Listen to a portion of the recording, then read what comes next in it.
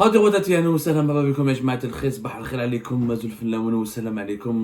que vous allez bien, j'espère que vous vous portez bien. Malheureusement, cette question, les automobilistes algériens pourront nous répondre par un cri de détresse, puisque malheureusement, nous avons en ce moment une nouvelle crise de pénurie. Après celle de l'huile de table, après les légumes secs, après l'ail, après les médicaments, après plusieurs produits agroalimentaires, ou plusieurs types de machines, après les produits électroménagers, après les voitures, un objet important d'une voiture, vous savez, sans les pneus, la voiture ne peut pas fonctionner. Aujourd'hui en Algérie, depuis pratiquement plus d'une semaine, voire 10 jours, voire même depuis le début du mois de septembre, il y a une importante pénurie de pneus. Il y a des pneus qui manquent cruellement sur le marché algérien. Cette situation rocambolesque que le pays n'a jamais connue auparavant, y compris pendant la décennie noire, et en pleine guerre civile, on manquait pas de pneus. Le pneu est malheureusement devenu aujourd'hui le symbole de la très mauvaise gestion économique et la gouvernance économique dans notre pays. Je dirais même que le pneu est devenu aujourd'hui le symbole de la faillite de la politique économique du pays. Il y a une pénurie de pneus qui est tellement terrible, elle a suscité une augmentation des prix des pneus. C'est simple, on prend une voiture qui m'a QQ, la voiture chinoise, la moins chère de l'histoire de l'Algérie et l'une des moins chères voitures du monde. Le pneu d'une QQ, voiture chinoise qui coûtait avant 2019 3000 dinars, coûte aujourd'hui 10 000 dinars, plus de 10 000 dinars.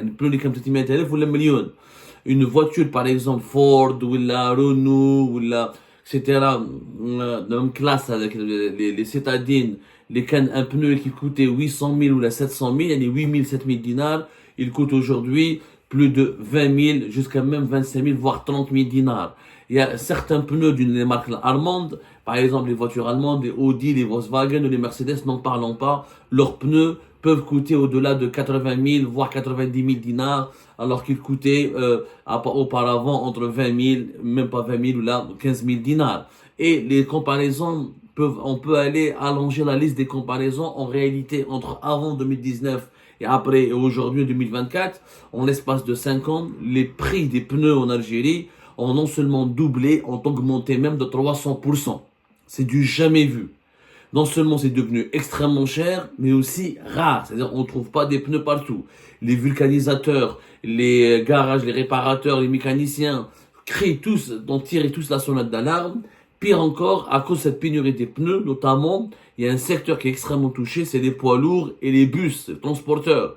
Les pneus des bus et des poids lourds sont beaucoup plus chers, et alors leur inflation des prix a été encore plus terrifiante, et les prix ont encore explosé, et malheureusement, il y a non seulement les prix ont explosé, mais aussi les pneus des poids lourds et des bus sont devenus aussi rares. Ce qui a poussé d'ailleurs de cela 6 jours, le 11 septembre dernier, l'Union nationale des transporteurs, il a fait un communiqué carrément pour dire qu'aujourd'hui, trouver un pneu de bus sur le marché algérien est devenu un casse-tête. Plusieurs transporteurs ont été obligés de s'arrêter de travailler. Ils pouvaient plus travailler. Certains prennent même le risque, les bus ou là des minibus. En Algérie, certains propriétaires de ces bus et des minibus étaient obligés de continuer à travailler, de prendre des risques inouïs avec des pneus endommagés de mauvaise qualité. Pourquoi? Parce que il n'y a pas de problème, il y a un problème de pénurie et c'est extrêmement cher.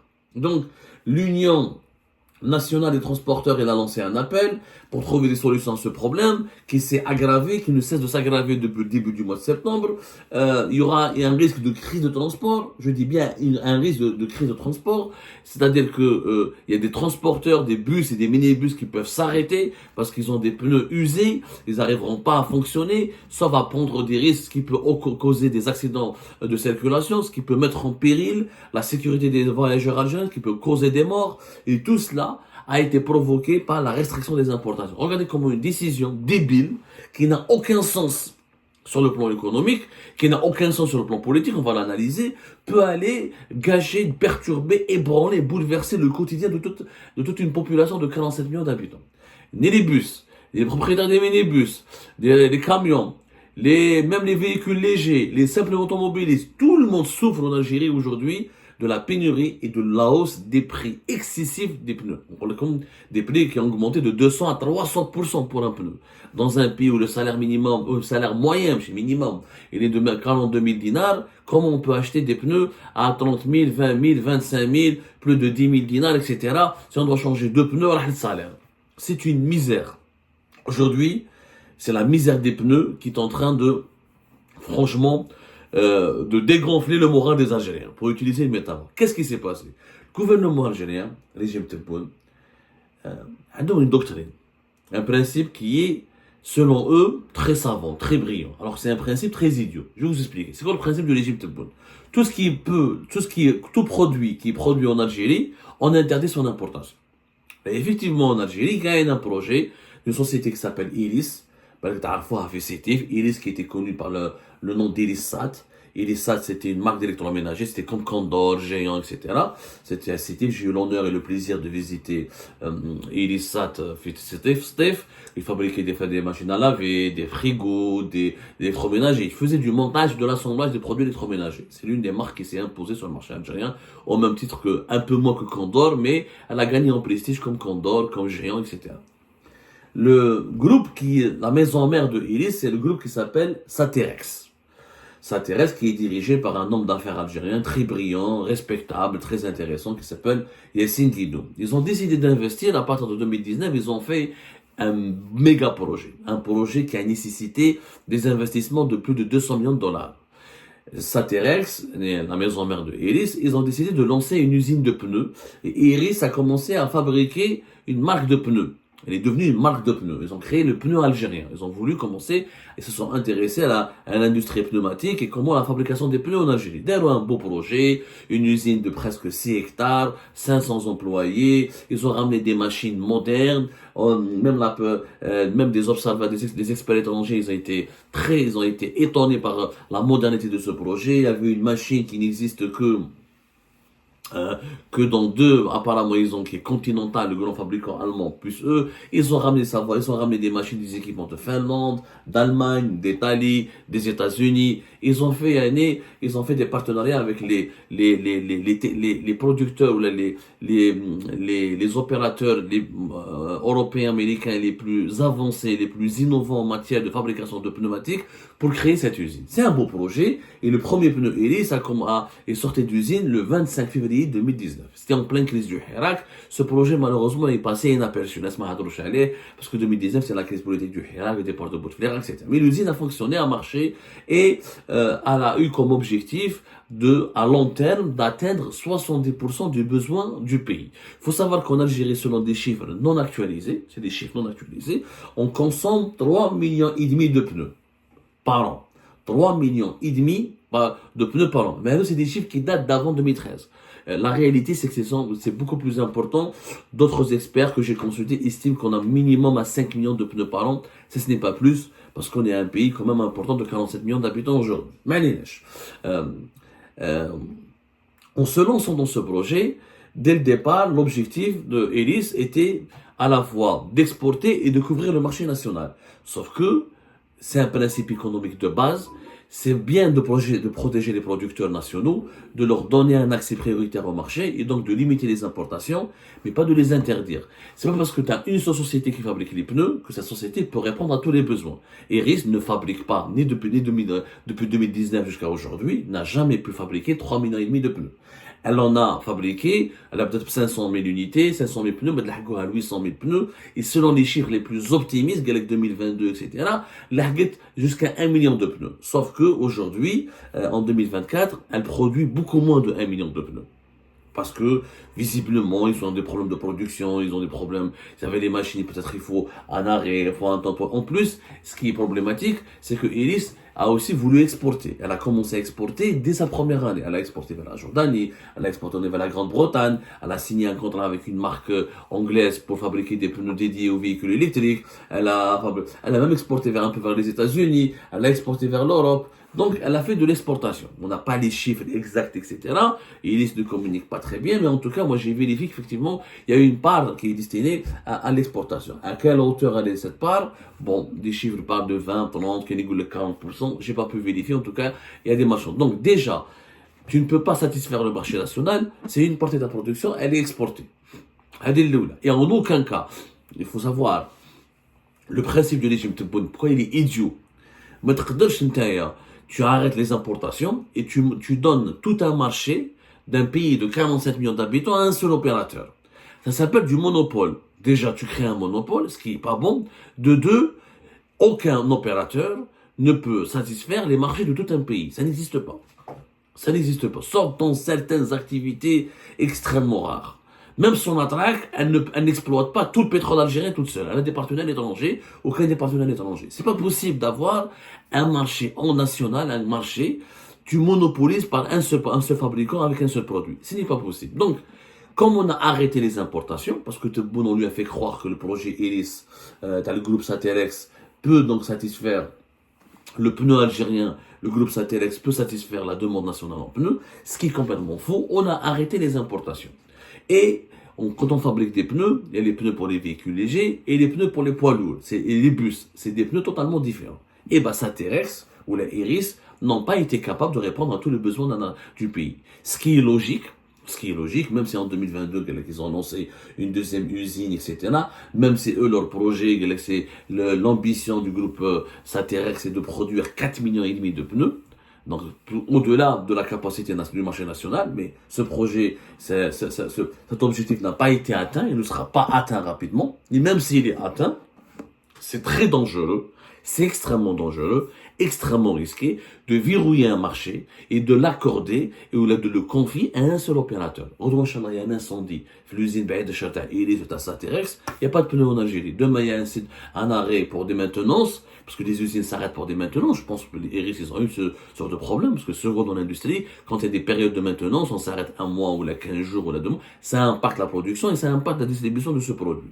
Du coup, on est dépendant d'Iris. L'indépendance des importations vers la dépendance de Iris. Sauf que la dépendance, quelle qu'elle soit, vis-à-vis des importations, ou vis-à-vis des risques, ou vis-à-vis de n'importe quoi, elle est dangereuse en économie. Quand tu es dépendant d'un seul opérateur, les prix augmentent, les pénuries s'installent, les problèmes de distribution, etc.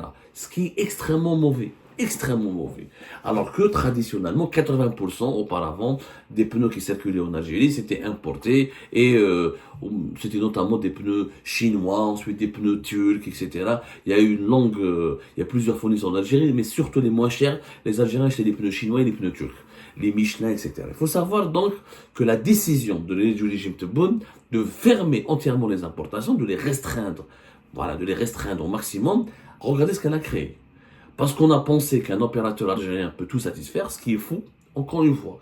Il n'y a aucun pays au monde, ni la Chine, ni la Russie, sauf dans des industries d'armement, de sécurité, ou là des trucs de souveraineté nationale, mais ça reste des domaines extrêmement limités. Mais on ne peut pas stopper, ou la confier, ou la donner le monopole de tout un marché à un seul opérateur. C'est la bêtise qu'il ne faut surtout pas faire en économie. Parce que ça crée encore une fois des problématiques de pénurie, de hausse des... Quand il y a un seul produit que tu peux... C'est comme si on rentre dans un village et on va acheter de la pomme de terre, encore une fois. Je utilise toujours cette métaphore parce que j'essaie d'être pédagogue. S'il n'y a qu'un seul vendeur dans un village qui vend de la pomme de terre, et bien le vendeur, on est tous dépendants de lui. S'il vient pas, s'il est malade, il n'y a pas de pomme de terre. S'il a la grippe, il vient pas la pomme de terre. S'il augmente ses prix, on est dans la merde, on doit subir le diktat. Donc, parce qu'il n'y a qu'un seul vendeur, un seul fournisseur. Il ne peut pas y avoir qu'un seul fournisseur. لو كان عندنا 3 projets كيما إيريس كاس concurrents, نقول لك même tu ne fermes pas l'importation.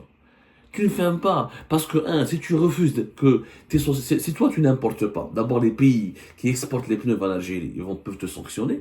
Ils peuvent dire, tu veux pas importer, tu refuses l'accès à ton marché de nos produits.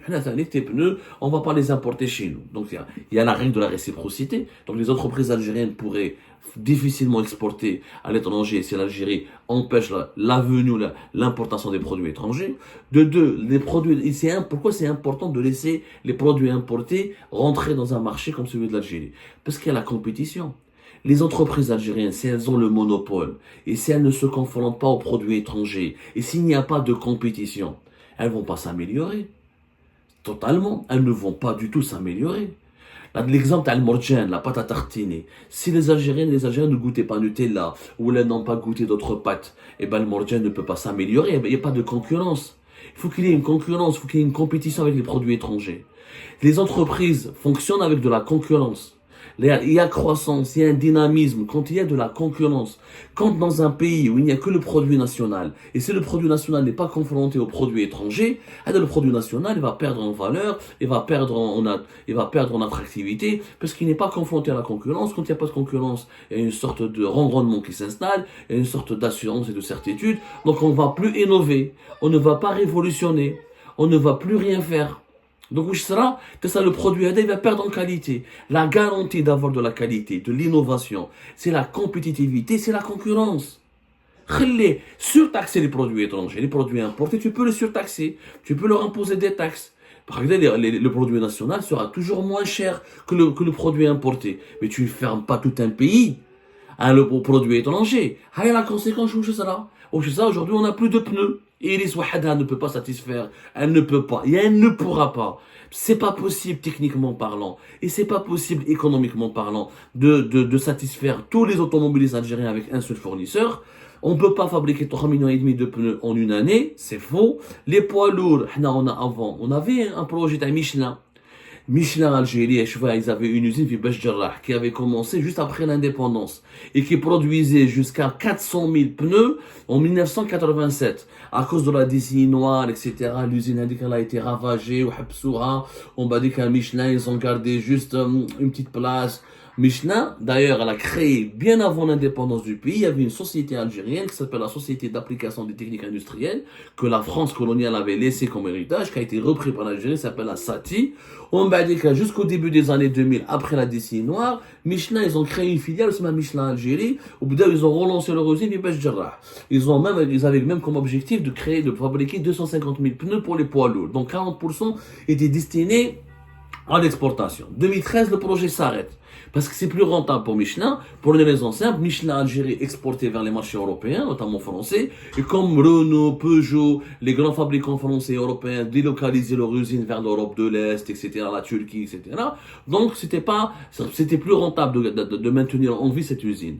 Il y avait une 500 employés à l'époque, 300, 500 employés Michelin. C'était Civita, Tarabra qui devait reprendre le projet, mais n'a pas fait de l'industrie. Et Tarabra voulait uniquement faire de la distribution et plus de la fabrication. C'est un problème. Michelin a échoué. Mais à l'époque, on avait une usine Michelin. Mais jamais l'Algérie n'avait fermé le marché en disant, allez, c'est bon, on a une usine Michelin Algérie, on a sur l'importation. Et imaginez si on avait fait à l'époque. On n'aurait jamais eu de pneus. Et pourtant, on avait une usine, peut-être mon indépendance, 1963, où c'est très fort la décennie noire, elle a redémarré dans les années 2000. Jacques Chirac, lors d'une visite en Algérie au début des années 2000, c'était en 2003, je crois, il a même rendu visite à cette usine, qui est l'un des symboles. Elle était l'un des symboles de la coopération économique entre l'Algérie et la France. Mais à aucun moment, même Boumediene n'avait pas arrêté les importations des pneus à l'époque. Ça n'avait pas de sens. Ça n'avait absolument pas de sens. C'était une connerie absolue. On n'arrête pas les importations juste parce qu'on a une seule usine qui fabrique ce produit. On n'arrête pas les importations de ce produit. Aujourd'hui, voilà la conséquence. Les bus n'arrivent pas à marcher, n'arrivent pas à fonctionner. Un propriétaire de bus, il se donne le bus, il cache les pneus et il a un accident de la circulation. Il peut avoir des morts. Tout ça à cause de quoi? À cause d'une politique économique totalement idiote.